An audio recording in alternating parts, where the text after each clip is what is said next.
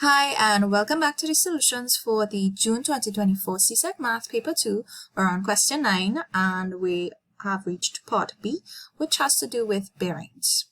So we have a diagram showing a quadrilateral PQRS formed by joining two triangles PQS and QRS.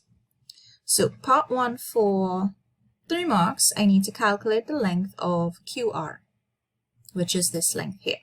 So if we look at triangle QRS, I have in this triangle 2 sides and the included angle. So once I have that, 2 sides and the angle in between, I know I need to use the cosine rule. So let's write down the formula for the cosine rule. So QR squared will be equal to QS squared plus RS squared minus 2 by QS by RS by cosine of angle QSR.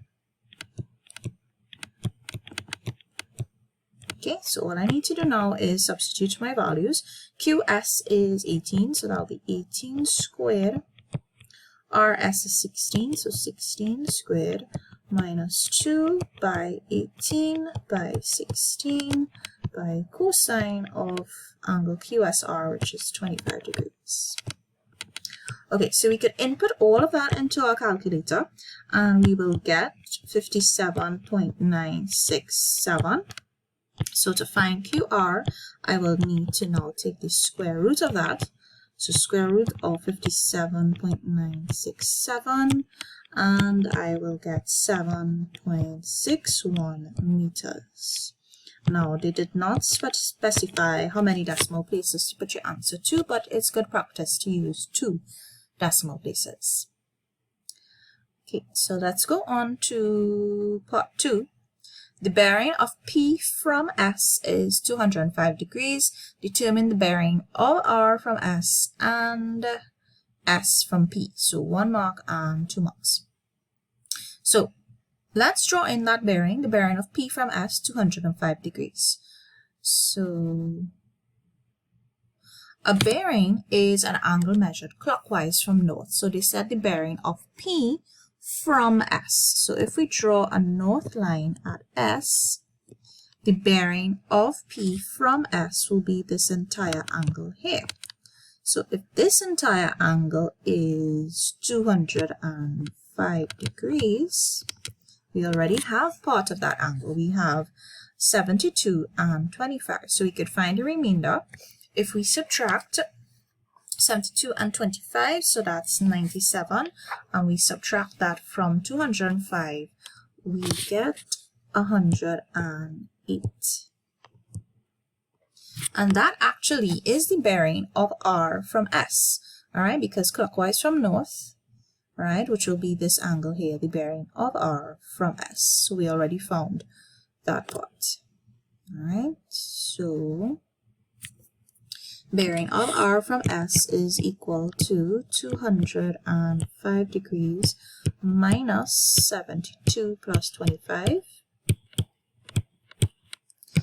Right, so that's 205 minus 97, which will give us 108 degrees.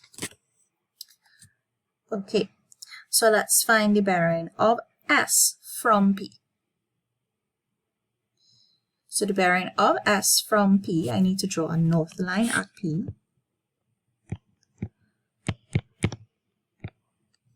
Okay, and notice that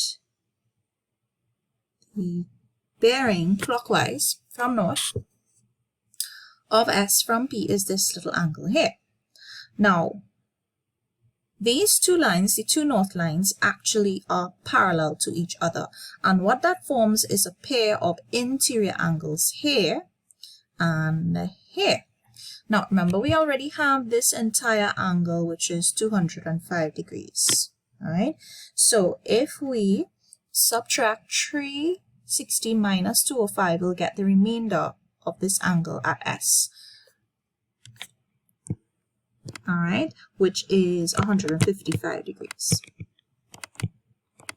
Okay, and this 155 degrees and this angle would add up to 180 because they are interior angles. So then 180 minus 55 will give us 25 degrees.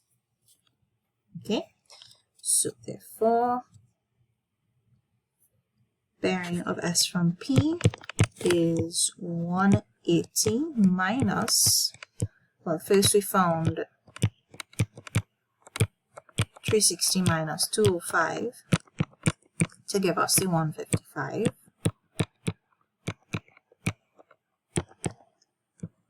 And 180 minus 155, because these are interior angles, it is equal to 25 degrees.